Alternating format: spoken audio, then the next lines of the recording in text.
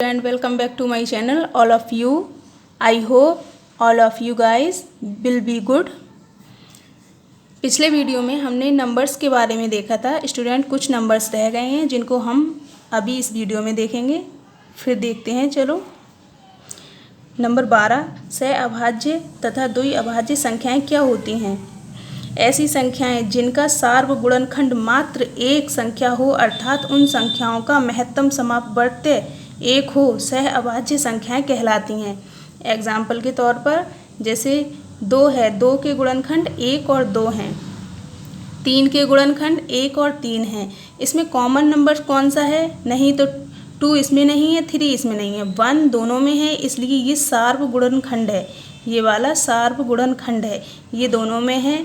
ये 2 और 3 का सार्वगुणनखंड है, इसलिए इन संख्याओं को हम सहअभाज्य संख्याएं कहेंगे। इसी प्रकार 3 4 4 5 5 6 6 7 7 8 3 5 3 7 आदि सहअभाज्य संख्याएं हैं।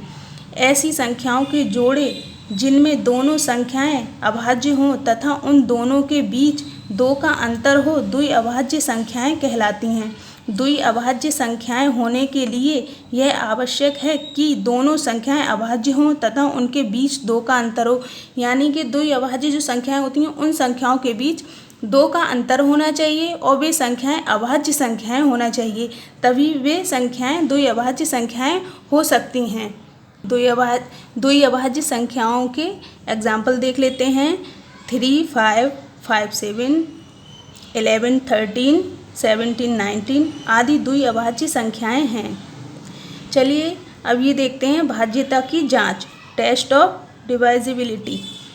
नंबर 1 में दिया है 2 से भाज्य संख्या। 2 से भाज्य कौन सी संख्या हो सकती है स्टूडेंट? यदि दी गई संख्या के इकाई के स्थान पर शून्य या सम संख्या हो तो वह संख्या 2 से भाज्य होगी।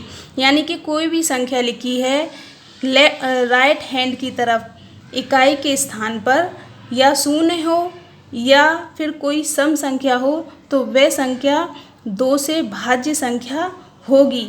नंबर 2 में देखते हैं 3 से भाज्य संख्या। 3 से भाज्य कौन सी संख्या होगी? यदि दी गई संख्या के सभी अंकों का योग 3 से विभाजित हो जाता है तो वह संख्या 3 से भाज्य होगी। कोई भी संख्या दी हुई है, उन संख्याओं को हम जोड़ लेते हैं और जब जोड़ने के बाद जो योग होता है वो 3 से विभाजित हो जाता है तो वे संख्या 3 से भाज्य होती है। नंबर 3 में दिया हुआ है 4 से भाज्य संख्या। यदि दी गई संख्या के इकाई व दहाई के अंकों द्वारा बनी संख्या 4 से विभाजित है तो वह संख्या 4 से भाज्य होगी। यानी कि इकाई राइट हैंड की तरफ पहला और दूसरे स्थान पर जो संख्या होगी उनके द्वारा बनी हुई जो संख्या 4 से विभाजित हो जाएगी तो वह संख्या 4 से भाज्य होगी। नंबर 4 में देखते हैं 5 से भाज्य संख्या।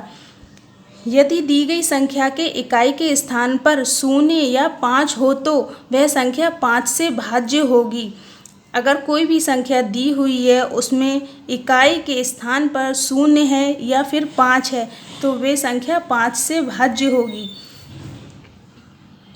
स्टूडेंट, अगर वीडियो पसंद आता है लाइक करें, सब्सक्राइब करें, वीडियो को शेयर करें, जैसा भी आपको लगता है वैसा करें और मेरे चैनल को सब्सक्राइब करें। अगर आपको जो समझ में नहीं आता है तो प्लीज़ आप कमेंट कर सकते हैं।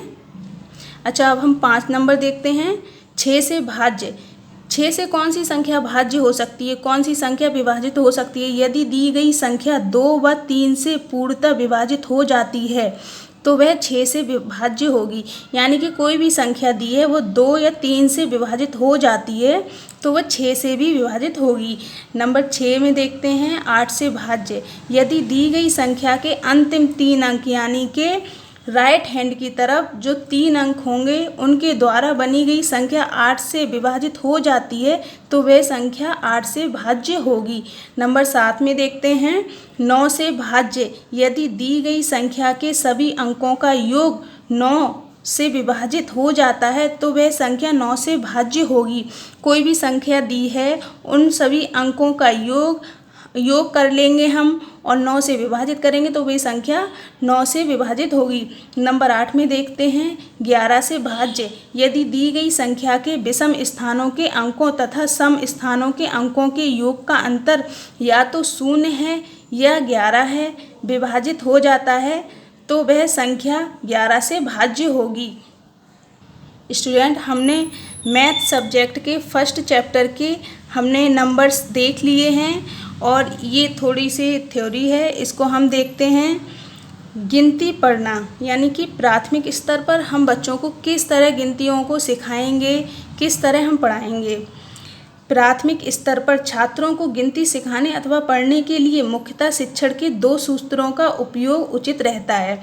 नंबर 1 सरल से कठिन की ओर, नंबर 2 स्थूल से सूक्ष्म की ओर। यानी कि कोई भी बड़ी चीज़ दिखाकर हम उसको फिर छोटी चीज़ से समझा सकते हैं उसको। और सरल से कठिन की ओर, जिस तरह हम कोई भी आसान चीज़ को या चित्र को दिखाकर बच्चे को अक्षर की पहचान कराते हैं, फिर उसके बाद बच्चा अक्षर को पहचानने लगता है, फिर हम उस चीज़ को नहीं दिखाते हैं लेकिन बच्चे के माइंड में उस चीज़ की इमेज बनने लगती है। ये 2 सूत्र हैं, ये मनोवैज्ञानिक तथ्य हैं कि प्रारंभ में बालक जटिल तथ्यों की आसानी से नहीं समझ पाता है, अतः बालकों को सरल और उनके मस्तिष्क स्तर के अनुसार तथ्यों की जानकारी दी जाए, तत्पश्चात जटिल और कठिन तथ्यों की जानकारी दी जानी चाहिए। स्टूडेंट, अब हम नेक्स्ट वीडियो में मिलते हैं, उसमें हम फर्स्ट चैप्टर के क्वेश्चन आंसर सॉल्व करेंगे। Thanks for watching.